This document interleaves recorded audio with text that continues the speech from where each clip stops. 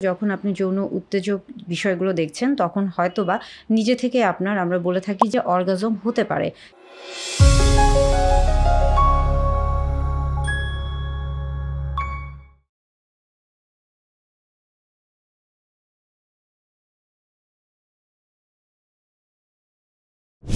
অতিরিক্ত সেনসিটিভিটির কারণে যদি দ্রুত বীর্যপাত হয়ে যায়, সেই ক্ষেত্রে এটাকে কি অসুস্থতা বলা যাবে?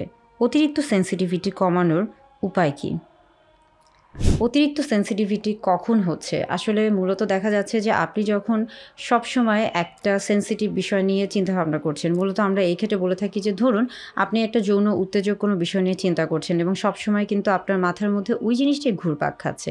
সেই ক্ষেত্রে আমরা বলে থাকি যে অতিরিক্ত যে এই যে সেনসিটিভিটির যে বিষয়টা বা সেনসেশন এটা কাজ করে থাকে এবং তখন কিন্তু আপনার মস্তিষ্কের অন্য যে হরমোনগুলো রয়েছে যেটা কিনা যৌন উত্তেজক হিসেবে কাজ করে, তখন কিন্তু সেই হরমোনগুলো খুব বেশি কাজ করে এবং দ্রুত কাজ করে এবং যার কারণেই কিন্তু দেখা যায় যে একটা সময় গিয়ে হয়তোবা অতিরিক্ত যখন আপনি যৌন উত্তেজক বিষয়গুলো দেখছেন, তখন হয়তোবা নিজে থেকে আমরা বলে থাকি যে অর্গাজম হতে পারে কিংবা পুরুষদের ক্ষেত্রে বীর্যপাত হতে পারে।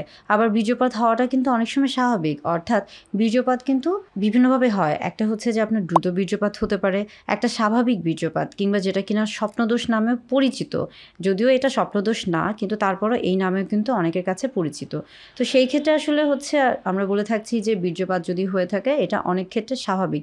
তবে এটা কখন অস্বাভাবিক? যখন আপনি দেখছেন যে আপনার এটা দৈনন্দিন জীবনে আপনার জন্য সমস্যা তৈরি করছে, আপনার স্বাভাবিক যে কাজকর্ম রয়েছে সেটা ঠিকমতো আপনি করতে পারছেন না এবং পাশাপাশি হয়তোবা সেই ক্ষেত্রে আপনার শরীরে অন্য কোনো সমস্যা দেখা দিচ্ছে। যেমন ধরুন যে যখন বীর্য বের হচ্ছে সেই সময় তলপেটে ব্যথা বা জ্বালাপোড়া করা বা চুলকানি, এই ধরনের কোনো সমস্যা হতেই পারে।